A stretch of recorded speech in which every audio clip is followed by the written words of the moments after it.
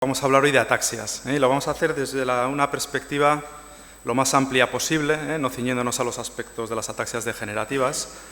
Vamos a hablar de ataxias en el sentido de enfermedades en las cuales se va a afectar el cerebelo y sus funciones, por explicarlo de una manera sencilla. El problema con esto es, como decía Julio, que estas enfermedades son numerosísimas, y por tanto, de ahí el título, ¿no?, de la sesión, que muchas veces supone un verdadero reto diagnóstico, diagnosticar a un paciente que viene con una ataxia cerebelosa.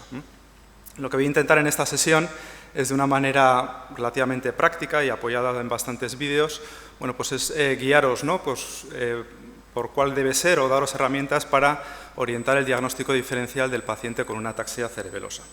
Así que vamos a empezar por presentar al paciente, ¿no? El paciente con una ataxia cerebelosa va a ser un hombre, una mujer, un niño, una niña, que en un momento dado comienza con inestabilidad para caminar.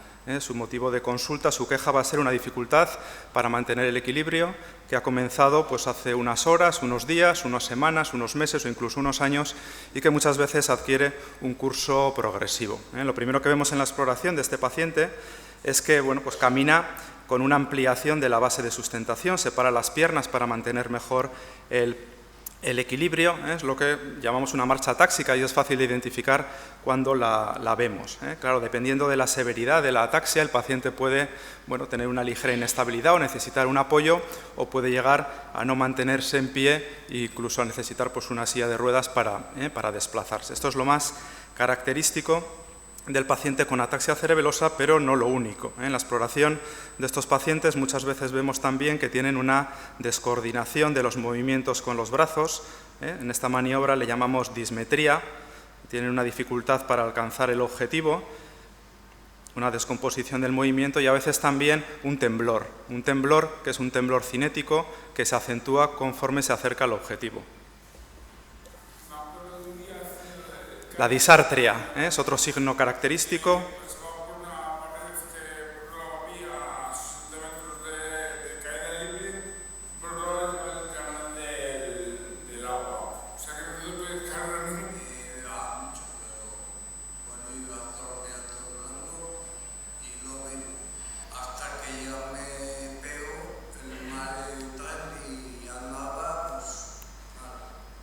Otro signo que podemos ver es la disdiadococinesia. En la exploración es esta dificultad para ejecutar movimientos alternantes de pronosupinación con los brazos. Otro dato de la exploración del paciente con ataxia cerebelosa es esta también dismetría y descomposición del movimiento en esta maniobra que forma parte de la exploración, que es la maniobra de talón-rodilla. Vemos otro ejemplo.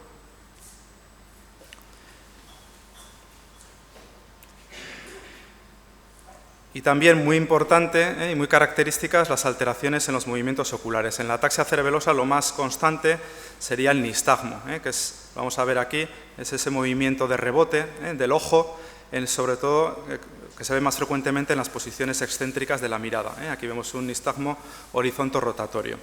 Bien, pues todas estas manifestaciones clínicas constituyen un síndrome cerebeloso y es lo que vemos en un paciente con una ataxia cerebelosa. Estos vídeos que hemos visto representan pues una muestra realmente pequeña, ¿no?, de las muchas posibles etiologías que puede tener una ataxia cerebelosa. Hemos visto algunas ataxias adquiridas, una ataxia autoinmune con anticuerpos anti-GAD, hemos visto un paciente con esclerosis múltiple, hemos visto una ataxia secundaria a una malformación de Chiari, a una enfermedad cerebrovascular crónica, hemos visto una ataxia degenerativa no genética, como la atrofia multisistémica, y hemos visto unas cuantas ataxias genéticas, un autosómico dominante, dos autosómicos recesivas, la ataxia de Friedreich y el POLR3A, y una ataxia mitocondrial, ¿vale? Y esto se representa solo una pequeña casuística, porque como decía antes Julio, pues hay más de 200 tipos o 200 posibles etiologías para una ataxia cerebelosa, y de las cuales más de 100 son genéticas. Esto es complicadísimo, y si nos parecen muchas 100, pues tiene que haber muchísimas más, porque a día de hoy solo somos capaces de tipificar genéticamente la mitad de las ataxias que sospechamos que son genéticas. Es verdad que las técnicas de genética han mejorado mucho y las técnicas de secuenciación de última generación nos están ayudando mucho al diagnóstico, pero a día de hoy no son la solución, no nos resuelven todos los casos, ni incluso en las ataxias genéticas, porque Dentro de las ataxias genéticas, las más frecuentes, están causadas por mutaciones que son expansiones de trinucleótidos. Y estas expansiones de trinucleótidos no las capturan a día de hoy las técnicas que usamos de secuenciación masiva, como los paneles multigénicos, por ejemplo. Por lo tanto, es muy importante, y es en lo que vamos a centrar esta sesión, seguir guiándonos un poquito por el fenotipo, ¿vale? Y prestar atención a la anamnesis y a la exploración del paciente para poder orientarnos en el diagnóstico diferencial. Esta es una clasificación que manejamos actualmente de las ataxias, es una clasificación sencilla, 3 categorías. Tenemos una primera categoría que serían las ataxias adquiridas o ataxias secundarias, que son las más frecuentes que nos vamos a encontrar. Aquí está pues, la ataxia o la enfermedad cerebelosa causada por un ictus, enfermedades autoinmunes, etcétera. Lo vamos a ver enseguida. Y luego tenemos otras 2 categorías que serían las ataxias degenerativas. Unas son genéticas, que son las ataxias hereditarias. Tenemos formas dominantes, tenemos formas recesivas ligadas al cromosoma X y mitocondriales. Estas son bastante menos frecuentes que las ataxias adquiridas, pero muy heterogéneas desde el punto de vista genético. Más de 100 tipos de genes implicados. Y por último, una tercera categoría, que son las ataxias degenerativas no hereditarias. Y aquí fundamentalmente tenemos 2 entidades, que son la atrofia multisistémica cerebelosa y la ataxia esporádica del adulto.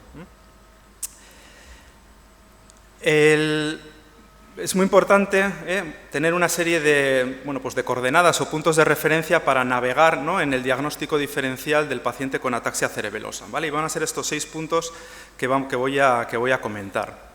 La primera cuestión importante es estar seguro que el paciente tiene una ataxia cerebelosa y que no es una ataxia vestibular o sensorial, porque también la disfunción vestibular, la reflexia vestibular puede provocar un cuadro de inestabilidad que se parezca a una ataxia cerebelosa, y lo mismo cuando hay una alteración somatosensorial. Una ataxia sensorial también nos puede confundir. Hay un par de maniobras sencillas que se pueden hacer a la cabecera del paciente que nos ayudan, ¿no?, en esta tarea. Por ejemplo, cuando hay una reflexia vestibular, hay una maniobra que es la maniobra de impulso cefálico, que es bastante útil, lo vamos a ver en el vídeo. Le pedimos al paciente que mantenga la mirada fija en un punto y lo que hacemos es hacer movimientos, provocarle movimientos cefálicos rápidos. Los ojos deben permanecer fijos en un punto. Cuando hay una reflexia, una disfunción vestibular, veréis que los ojos se desplazan y tienen que hacer una corrección para volver al punto que le hemos mandado mirar.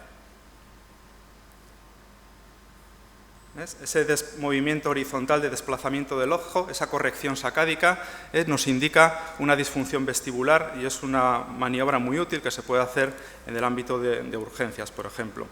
También, tanto en la ataxia vestibular como en la ataxia sensorial, nos encontraríamos un signo de Romberg positivo. La maniobra de Romberg, ya sabéis, el paciente con pies juntos, inicialmente con ojos abiertos, luego le mandamos cerrar los ojos. Si al cerrar los ojos se inestabiliza más, claramente es una maniobra de Romberg positiva que nos está indicando o bien una disfunción vestibular o bien una disfunción somatosensorial, que puede estar causada por una neuropatía sensitiva, por una ganglionopatía sensitiva, por afectación de la raíz o de los cordones posteriores. Este es un primer punto importante.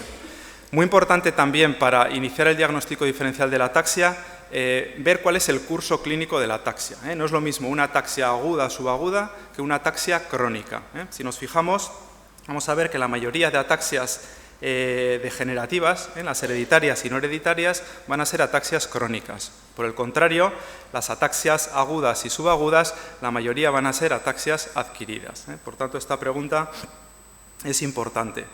Muy importante también preguntar por antecedentes familiares, saber si hay o no una historia familiar, otros sujetos en la familia que hayan tenido un cuadro clínico similar. Obviamente, si encontramos otros sujetos en la familia con el mismo problema, pues nos va a apuntar a una ataxia genética, que podrá ser autosómico dominante si vemos un árbol como el de arriba, o autosómico recesivo si vemos un árbol como el de abajo. Muchas veces, sin embargo, lo que nos encontramos es que se trata de un caso esporádico, es decir, que la persona, el paciente, no tiene otros miembros de la familia afectos. Aquí es muy importante saber que esto no significa que esta ataxia no sea genética, que no sea hereditaria. Hay bastantes razones por las cuales una ataxia genética, una ataxia hereditaria, se pueda presentar de manera esporádica, es decir, sin otros miembros de la familia afectos. Son todas estas. por penetrancia incompleta, porque sea una mutación de novo, por no paternidad, es decir, pues no confundimos caso esporádico con caso no genético. Esto es importante. Cuando estamos en el ámbito de las ataxias degenerativas, también es muy importante tener en cuenta la edad de inicio de la ataxia, ¿vale? Porque clasificamos las ataxias degenerativas en dos grupos, inicio temprano, inicio precoz, inicio tardío, y más o menos la barrera, el límite lo ponemos en torno a los 25 años. ¿Por qué?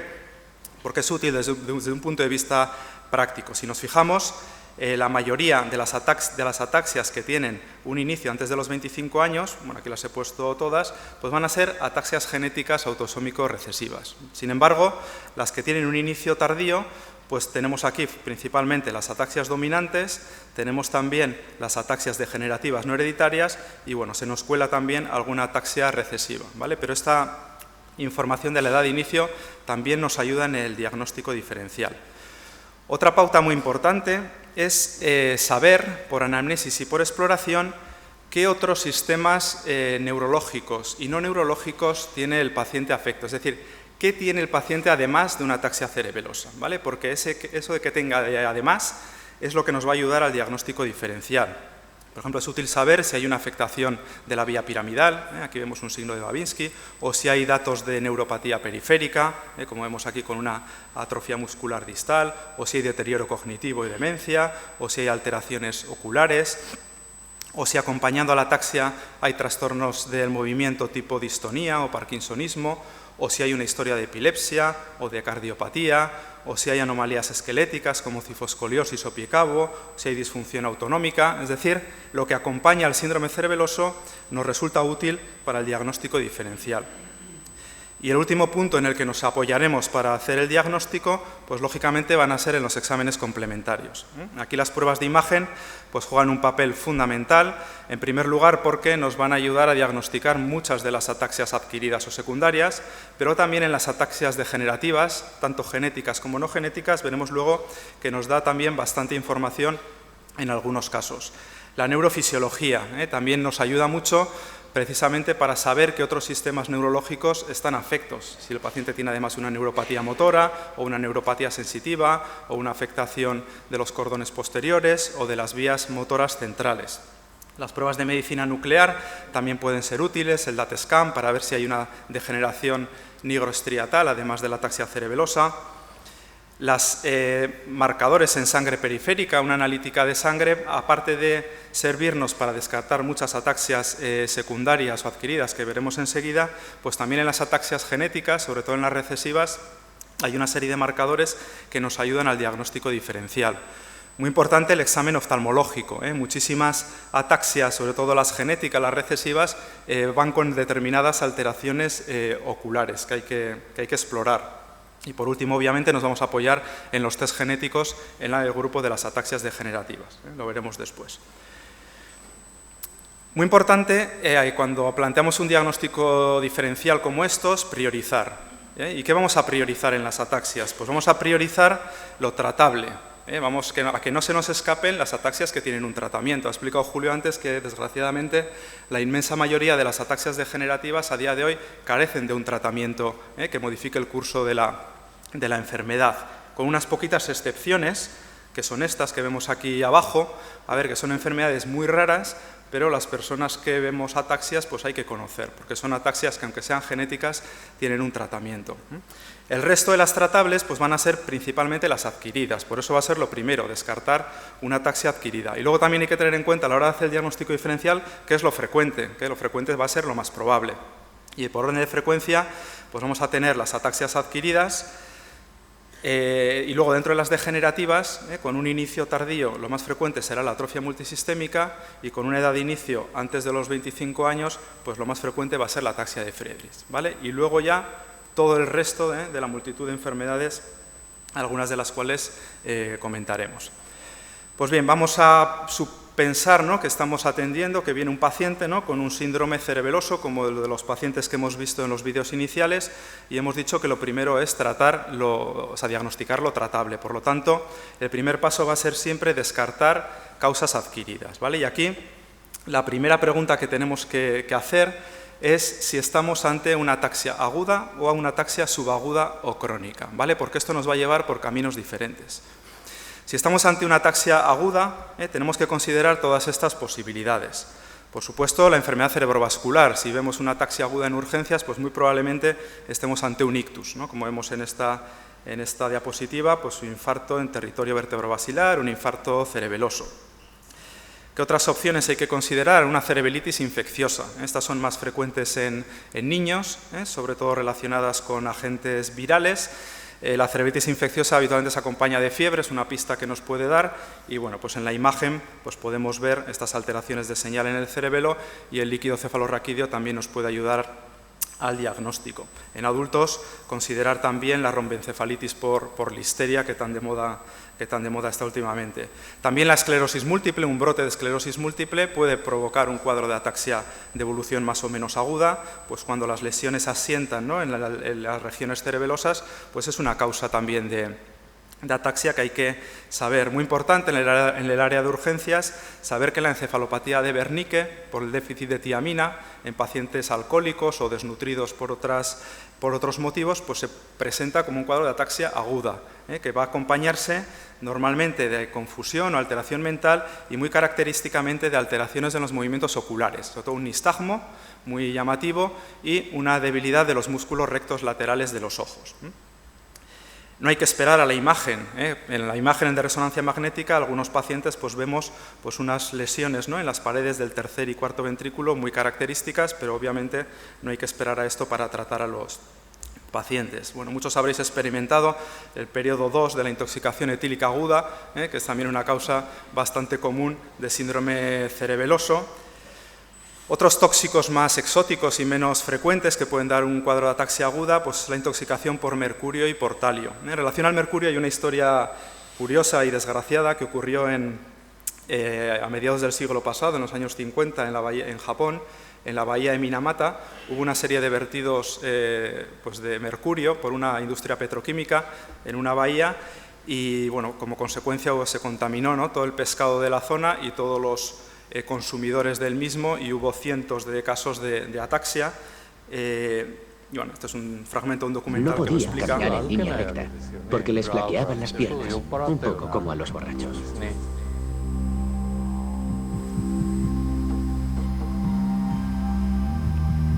Los síntomas del extraño mal eran aterradores. Convulsiones, pérdida de visión, del oído, del equilibrio, daños irreversibles en el sistema nervioso. Y para los más gravemente afectados, una agonía atroz. La inquietud se hizo aún mayor cuando las madres empezaron a dar a luz a criaturas gravemente discapacitadas. Aquella enfermedad desconocida para la cual no había cura se propagaba principalmente en el seno de las familias de pescadores. Bien, también el talio, en sus fases crónicas, puede provocar un cuadro de ataxia. Mucho más frecuente, que nos vamos a poder encontrar, y hay que pensar en ello, es en los fármacos. Hay numerosos fármacos que pueden provocar ataxia, ¿no?, como efecto adverso. Hay que tener en cuenta que algunos antiepilépticos, como la fenitoína, la carbamazepina, la lamotrigina, algunos quimioterápicos e inmunosupresores, como el 5-fluoruracilo, el metotrexate, el tacrolimus, la ciclosporina. Dentro de los antibióticos, ojo con el metronidazol, que puede ser también una causa de ataxia aguda. El litio, que tantos efectos adversos tiene, pues también puede dar lugar a ataxia cerebelosa, y dentro de los antiarrítmicos la amiodarona. Hay que tener presente, cuando vemos un paciente con ataxia, todo esto. Y por último, también determinados trastornos autoinmunes pueden presentarse como una ataxia aguda. Puede haber una cerebelitis post o parainfecciosa mediada por mecanismos inmunológicos. Hay que saber también que el síndrome de Miller-Fisher es una causa también de ataxia aguda. Esto es una variante de síndrome Guillain-Barré. El paciente va a venir con un cuadro de ataxia y se va a acompañar de alteraciones oculomotoras, de una oftalmoparesia y de una arreflexia, ¿vale? Es un poco la guía clínica. Saber que hay un marcador sérico, que son los anticuerpos GQ1B, que suelen estar de título elevado en este síndrome. Y por último, un síndrome bastante raro, bastante poco frecuente, pero que yo creo que es importante verlo alguna vez en la vida, porque si lo vemos lo podremos diagnosticar, porque tiene unas alteraciones de los movimientos oculares muy características, que es el síndrome de oxoclono-mioclono ataxia. Este paciente joven vino a urgencias por un cuadro de 2 días de evolución de ataxia, de inestabilidad de la marcha, que se acompañaba de oscilopsia. Él decía que los objetos que veía se le movían, ¿no?, en el plano horizontal o vertical, no recuerdo. En la exploración veis que tiene una marcha inestable, la mujer tiene que ir detrás sujetándole porque se cae. Ahora veréis cuando se tumbe en la camilla que ella va a dar una palmada y el hombre hace una sacudida mioclónica de los brazos, tenemos el mioclono, pero lo que característico del síndrome son estos movimientos oculares, que es el opsoclonus. Son unos movimientos de tipo sacádico, multidireccionales, pueden ser en el plano horizontal o en el plano vertical. A veces se confunde con un nistagmo. No es un nistagmo porque no tiene una fase rápida y una lenta. La velocidad de los movimientos es igual en las dos direcciones, ¿vale? Eso es un opsoclonus, ¿vale? Y si vemos esto, pues nos puede llevar a este diagnóstico. Esto es un trastorno autoinmune que a veces es paraneoplásico y otras veces no. En este caso no lo fue y respondió bien a inmunoterapia. Si lo que tenemos es una ataxia de evolución subaguda o crónica, tenemos que pensar en estas otras opciones. Muy frecuente la degeneración cerebelosa alcohólica. Pacientes alcohólicos crónicos que de manera insidiosa, lentamente progresiva, desarrollan un cuadro de inestabilidad para caminar. En este cuadro, lo típico en la imagen es una atrofia de la región superior del vermis cerebeloso. También se pueden presentar como una ataxia crónica determinados trastornos autoinmunes. Lo más frecuente y lo primero en lo que hay que pensar es en la degeneración cerebelosa paraneoplásica, que puede acompañar o preceder a un cáncer, ¿vale? Pero también hay otros trastornos autoinmunes. Hay que saber que hay una ataxia asociada a anticuerpos anti-GAD de carboxilasa del ácido glutámico, que también se presenta como una ataxia del adulto que es tratable, y esta no suele ser paraneoplásica. Este es un paciente con una ataxia anti-GAD.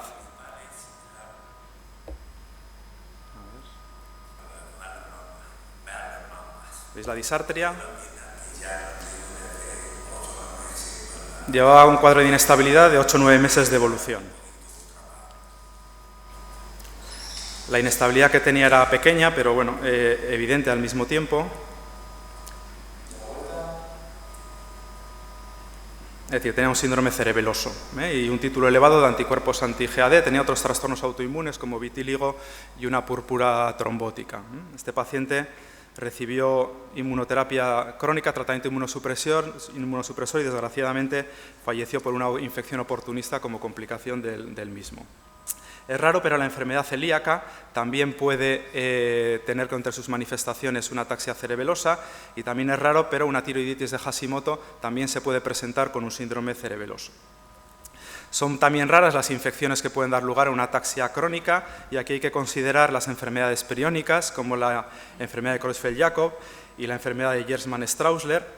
En estas enfermedades son muy útiles las secuencias de difusión en la resonancia magnética, en la que podemos ver alteraciones en la difusión en los ganglios de la base y en la corteza cerebral, ¿vale? Y también dentro de las infecciones, como siempre, que entra en el diagnóstico diferencial de casi todo lo neurológico, la enfermedad de Whipple, pero que yo no he visto nunca ninguna. Más frecuente la malformación de Chiari, que se puede presentar también como un síndrome cerebeloso. Uno de los pacientes de los vídeos que vimos inicialmente era un paciente con malformación de Arnold-Chiari, con una marcha atáxica. A veces estos pacientes también tienen una cefalea occipital relacionada con los esfuerzos. Aquí el diagnóstico es fácil, nos lo da la resonancia. En este paciente lo que vemos es una ectopia, un descenso de las amígdalas cerebelosas por debajo del agujero magno, que es lo que define la malformación de Chiari. Hay que saber también que algunas enfermedades carenciales pueden manifestarse como una ataxia crónica. El déficit de vitamina B12 lo que va a producir es una ataxia sensorial, no cerebelosa. Va a haber una desmielinización de los cordones posteriores y de los cordones laterales de la médula espinal. El déficit de vitamina E, por el contrario, que aunque es más raro, sí que produce una ataxia cerebelosa. Y ya por último, dentro de las ataxias adquiridas, también una entidad poco frecuente que es la siderosis superficial. En relación a microsangrados crónicos en el espacio subaracnoideo, pueden formar depósitos de hemosiderina en estructuras del tronco y del cerebelo y producir un cuadro de ataxia lentamente progresiva, crónica, que se suele asociar a sordera, se suele acompañar de hipoacusia. El diagnóstico pues, también lo da la imagen de resonancia, donde vemos estos depósitos hipointensos de hemosiderina. Bien, pues este es nuestro primer trabajo, descartar todas estas ataxias adquiridas. Una vez que hemos descartado estas ataxias adquiridas, probablemente nos vamos a encontrar ante una ataxia de un paciente de una ataxia de evolución crónica. Lo siguiente que tenemos que considerar aquí es si estamos ante un caso esporádico o si estamos ante un caso familiar, es decir, si hay otros sujetos en la familia. Si hay otros casos en la familia, pues ya nos iremos a esta rama del árbol y según el patrón pues veremos si es dominante, recesivo, ligado al X, ¿vale? Vamos a empezar por el supuesto de que estamos ante una ataxia no familiar, hemos descartado las ataxias adquiridas y es una persona joven, ¿eh? La ataxia se ha iniciado antes de los 25 años. Bien, pues en este escenario la inmensa mayoría de las ataxias van a ser ataxias genéticas autosómico-recesivas. Y si hablamos de ataxias recesivas, aquí la reina de la fiesta es la ataxia de Friedreich, que es la ataxia genética, la ataxia hereditaria más frecuente con diferencia. Estos son los resultados de un trabajo que hemos hecho el año pasado, un trabajo de fin de grado, en el que miramos en nuestra casuística del CESUR pues todas las ataxias degenerativas de inicio precoz, a ver cómo estaban tipificadas. Y vimos que 1 de cada 3 pacientes eran ataxia de Friedreich.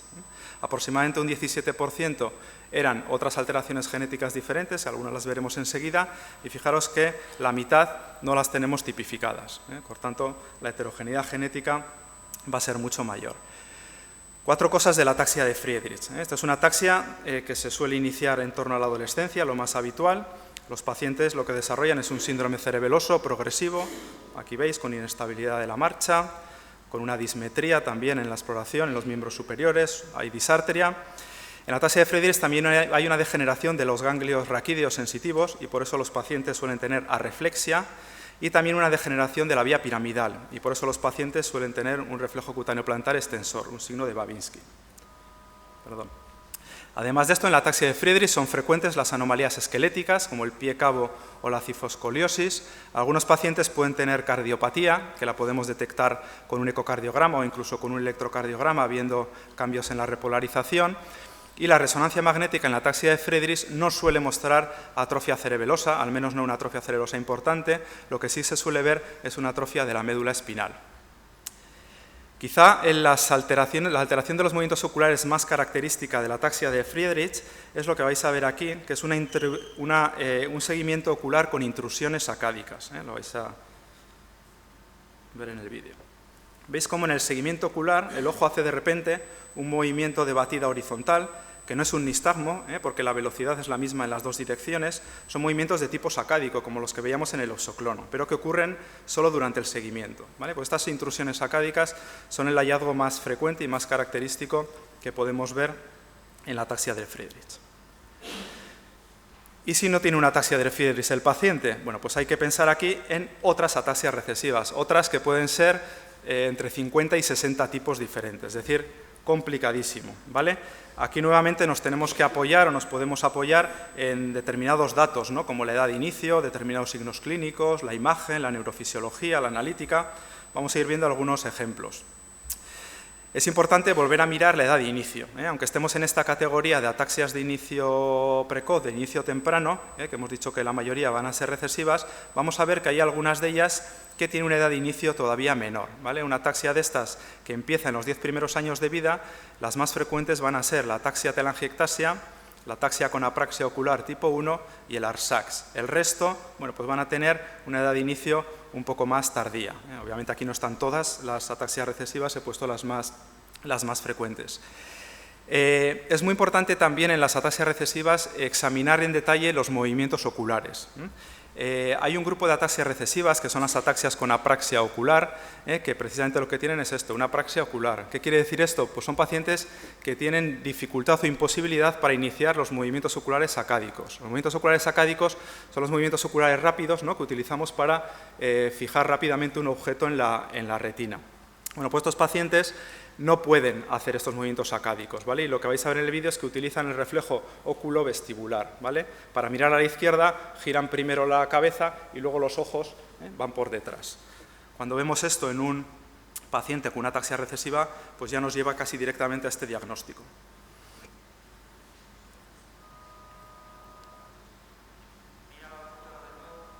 Ahora le pide que mire a la izquierda, ¿veis? Gira la cabeza y los ojos poco a poco. Hay 4 tipos de AOA, esta es la tipo 1. Vale, otro ejemplo en el cual el examen de los movimientos oculares en una ataxia recesiva es crucial es este, es el Niemann-Pick C. Esta es una enfermedad, una variante de la enfermedad de Niemann-Pick que tiene que se inicia en la edad adulta, ¿vale? Y lo característico y lo que permite el diagnóstico clínico es observar una limitación o una parálisis de las sacadas verticales hacia abajo, ¿vale? Vamos a ver el examen de los movimientos oculares. Aquí está haciendo el seguimiento ocular lento, que sigue perfectamente el objeto, y lo sigue perfectamente tanto en el plano horizontal, como vais a ver también en el plano vertical, hacia arriba y hacia abajo. Este paciente tenía una ataxia que llevaba 2 o 3 años de evolución, ¿eh? Mira bien hacia abajo cuando sigue un objeto.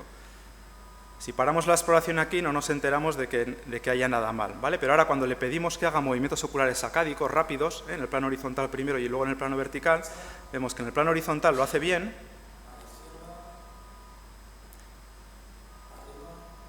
Ahora le pedimos mirar arriba, que ya tiene una dificultad, pero el problema es cuando le pedimos que mire para abajo, no puede, ¿eh? Y hace como un movimiento de zigzag, en vez de hacer una batida vertical, ¿eh? Ese signo clínico, que es una parálisis supranuclear de la mirada vertical, es el que nos permitió diagnosticar a este paciente de un Niemann-Pick-C, que además es una de las ataxias que tiene tratamiento, una de las pocas que tiene un tratamiento. Hay que mirar también el fondo de ojo, ¿eh? Hay algunas ataxias recesivas que van característicamente con retinitis pigmentosa, ¿eh? Como estas que veis aquí. Hay que fijarse si el paciente tiene telangiectasias, ¿eh? Hay una entidad que es frecuente, bueno, frecuente dentro de lo raro, que es la ataxia telangiectasia. Muy importante la imagen, ¿eh? Hay algunas ataxias recesivas que van con atrofia cerebelosa, ¿eh? Como vemos en esta imagen de resonancia magnética, y otras que van sin atrofia cerebelosa, ¿eh? Por tanto, también la imagen nos puede guiar. Y luego hay algunas ataxias recesivas que tienen unos hallazgos característicos en la neuroimagen. Por ejemplo, las ataxias recesivas con mutaciones en este gen, que aquí hemos identificado recientemente unas cuantas familias, pues tienen característicamente un aumento de señal en el pedúnculo cerebeloso superior, que va desde el núcleo dentado hasta el núcleo rojo, ¿eh? Aquí lo vemos en este corte y aquí lo vemos en los cortes axiales. Es un dato que parece que es bastante específico. Hay otra ataxia recesiva, que es el ARSAX, que también podemos ver en secuencias T2 unas rayas hipointensas en la protuberancia, ¿eh? Y este es un signo clínico radiológico también bastante característico. También en las ataxias recesivas vamos a fijarnos si el paciente tiene o no tiene una neuropatía sensitivo-motora, sobre todo una neuropatía motora, porque hay algunas de estas ataxias recesivas que van característicamente con una neuropatía motora que puede ser bastante severa, ¿eh? Un ejemplo es la ataxia con apraxia ocular tipo 1 que hemos visto antes, ¿eh? Además de ese signo oftalmológico, los pacientes, como veis, tienen una debilidad y una atrofia muscular de predominio distal, como corresponde a una neuropatía motora muy severa, ¿eh? Vemos también pues eso, la debilidad y atrofia muscular de los pies. También el ARSAX, este es un paciente con ARSAX, también hacen, además de un síndrome piramidal, hacen una neuropatía motora, vemos aquí una atrofia muscular distal y también una atrofia muscular de las manos. Hay algunas ataxias recesivas que les llamamos ataxias espásticas, en las cuales combinan un síndrome cerebeloso con un síndrome piramidal, con una afectación del haz corticoespinal. Por eso, además de ataxia, tienen espasticidad, ¿vale? Y este grupo de ataxias espásticas, pues las más frecuentes son estas que veis aquí, la ataxia de Friedrich, el SPG7, el ARSAX y algunas otras, ¿vale? Vamos a ver 2 vídeos de las más frecuentes. Este es un paciente con ARSAX. Veis que es una marcha ataxo-espástica, ¿eh? Tiene mucha espasticidad, que es lo que... Estos pacientes tienen pie cabo también, tienen neuropatía y tienen una hiperreflexia, ¿eh? Unos reflejos osteotendinosos exaltados y un reflejo cutáneo plantar extensor, que son los signos que nos permiten confirmar en la exploración que hay una afectación piramidal, ¿no? Del haz corticoespinal. Esta es una ataxia de inicio en la primera década de la vida, esto es un signo de Babinski. Eran 2 hermanos afecto, esta es la hermana, que también empezó en la primera década, vemos la marcha espástica, vemos el pie cabo bilateral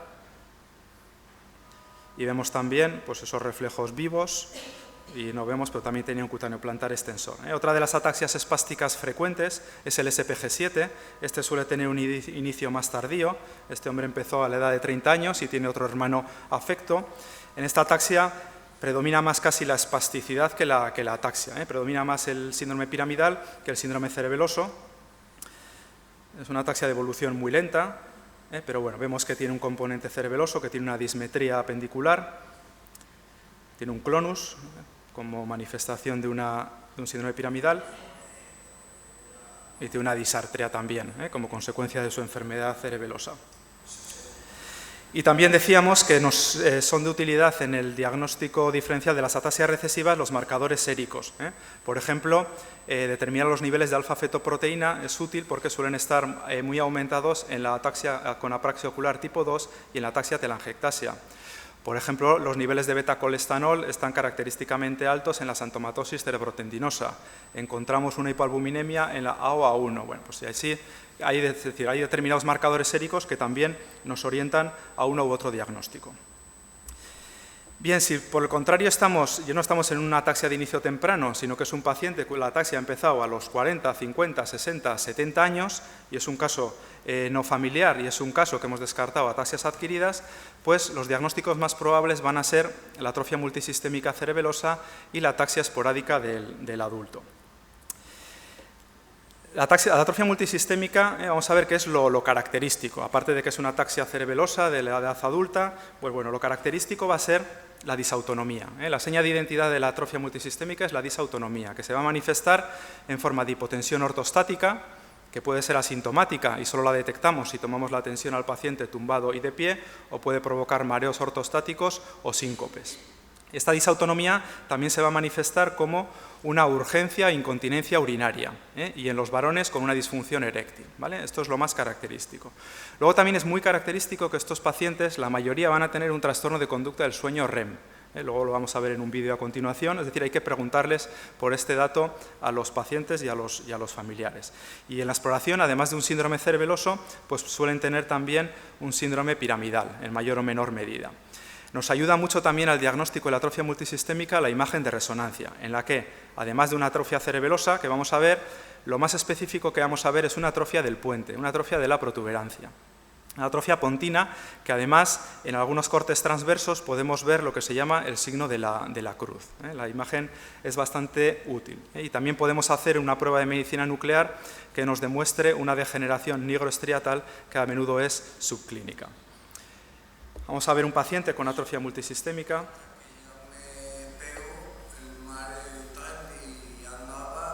Este paciente empezó a los 40 y pico años con un síndrome cerebeloso. Va a explicar ahora el trastorno del sueño REM en la mujer.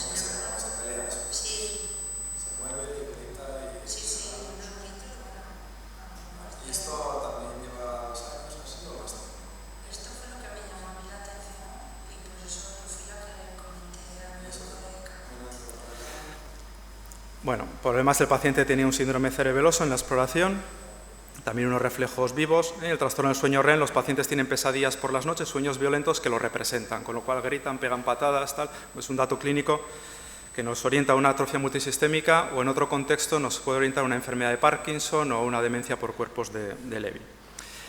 La otra entidad a considerar es la ataxia esporádica del adulto, que bueno, esta también es una ataxia del adulto, normalmente suele ser un síndrome cerebeloso puro, que nos acompaña de afectación de otros sistemas. Este es un paciente, y muchas veces se nos plantea el diagnóstico diferencial entre una y otra entidad, ¿vale? Las claves, ¿cuáles son? Pues mira, las claves, una es la rapidez del curso clínico. La atrofia multisistémica es una enfermedad mucho más grave, que en poco tiempo, en pocos años, el paciente acaba confinado en una silla de ruedas y tiene una supervivencia normalmente de menos de 10 años. La ataxia esporádica del adulto es una enfermedad de evolución muchísimo más benigna o más lenta. La otra clave, la imagen. La ataxia esporádica del adulto, normalmente nos encontramos en la resonancia una atrofia cerebelosa pura, no hay atrofia del tronco del encéfalo, mientras que hemos dicho que en la atrofia multisistémica es muy característico la atrofia de la protuberancia, del puente. Y por último, desde el punto de vista clínico, insisto en la disautonomía que vamos a encontrar en el paciente con atrofia multisistémica. Hay dos entidades que voy a comentar muy brevemente, que se pueden presentar como ataxias esporádicas de inicio en la edad adulta, que realmente son ataxias genéticas. Una es el FX-TAS, que es el síndrome de temblor-ataxia asociado al cromosoma X frágil. Es decir, son sujetos que tienen una premutación, es decir, una expansión pequeña en el gen que produce el X frágil, ¿vale? Cuando en este gen se produce una expansión grande en un varón, pues aparece el síndrome de X frágil. Pero si el número de repeticiones es más pequeño, es intermedio, pues da lugar a un cuadro de ataxia de inicio en la edad adulta, ¿vale? No digo más por falta de tiempo. Sí voy a comentar un poquito más del CANVAS, que es un síndrome muy interesante.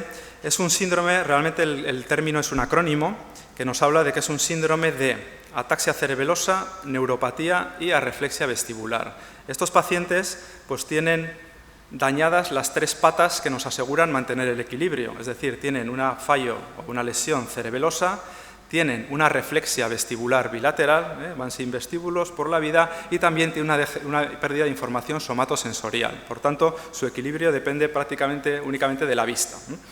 Estos pacientes, bueno, pues suele ser un cuadro de ataxia de inicio en la edad adulta.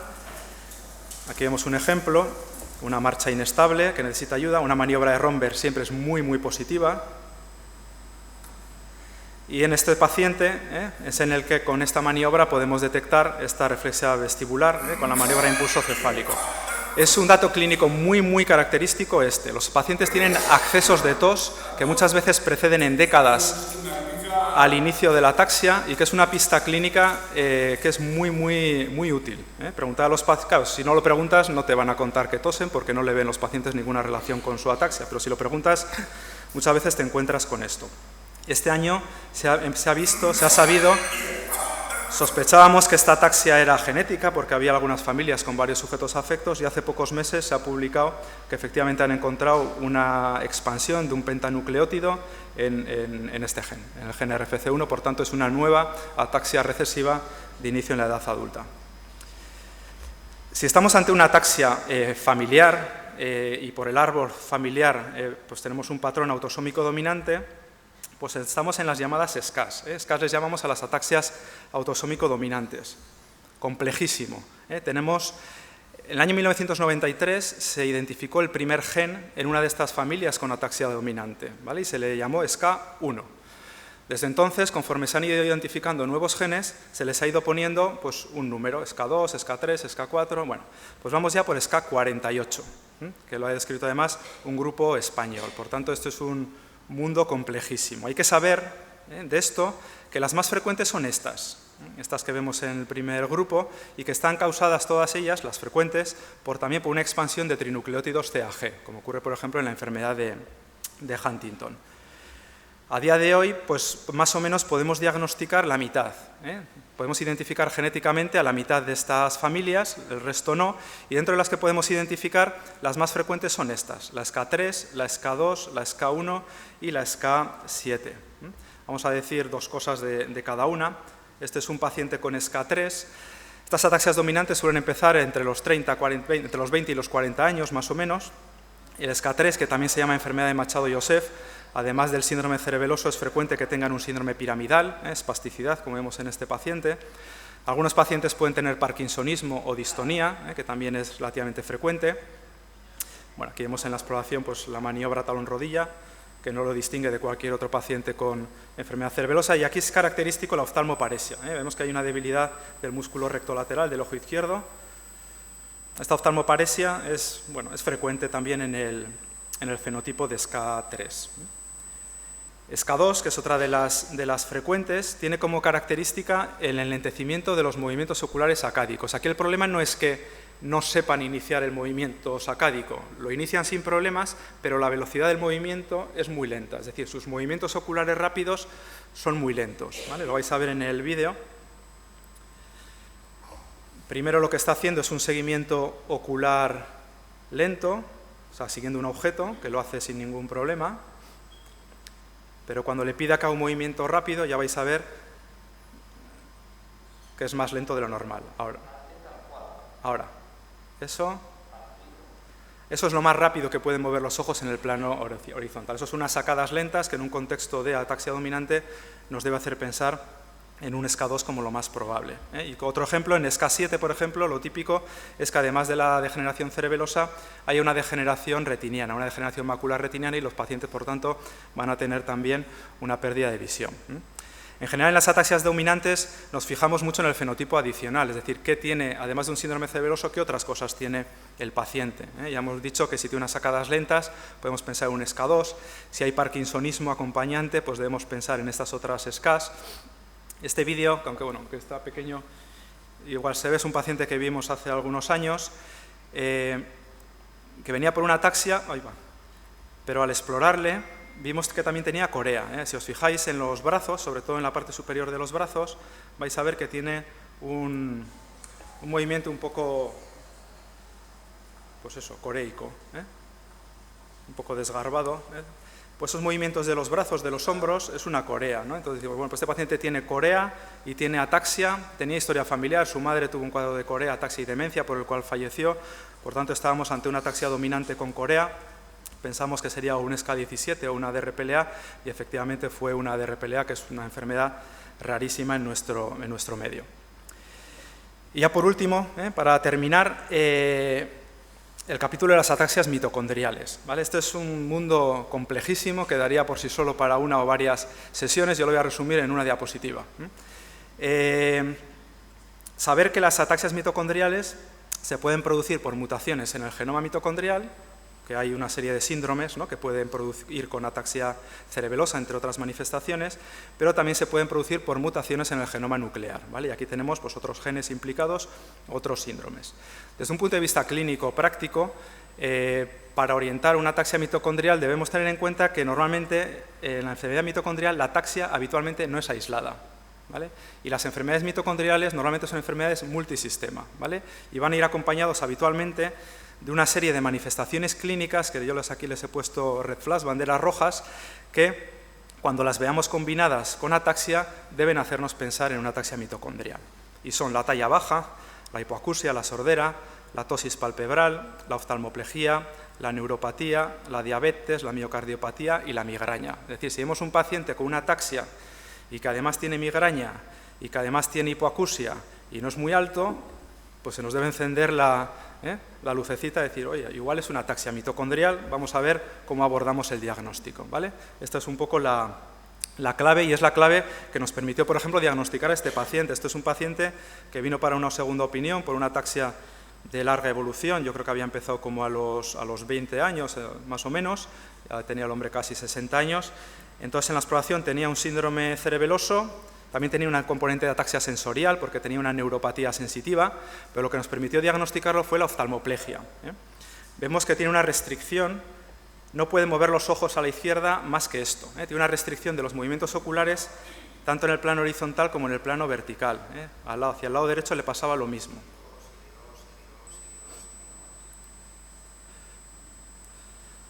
Pues cuando vemos una oftalmoplegia con una ataxia, pues es un dato que, en este caso además con neuropatía, pues es lo que nos permitió sospechar que pudiera ser una ataxia mitocondrial, como sí lo fue. Tenía mutaciones en el gen POLG1.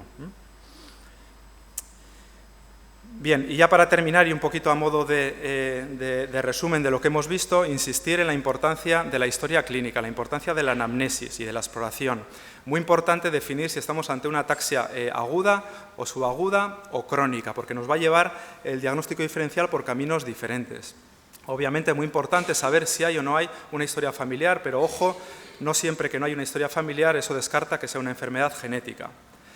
En las ataxias degenerativas también muy importante saber si es de inicio temprano, antes de los 25 años, o si es de inicio tardío.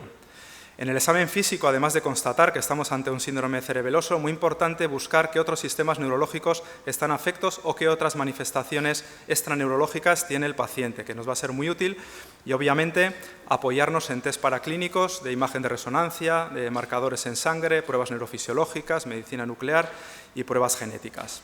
Siempre nuestro primer objetivo va a ser diagnosticar lo tratable y lo frecuente. Y lo tratable y lo frecuente son las ataxias adquiridas. Y esa va a ser nuestra primera obligación. Si hay historia familiar, obviamente, tenemos que evaluar el modo de herencia y orientar el caso en función del mismo.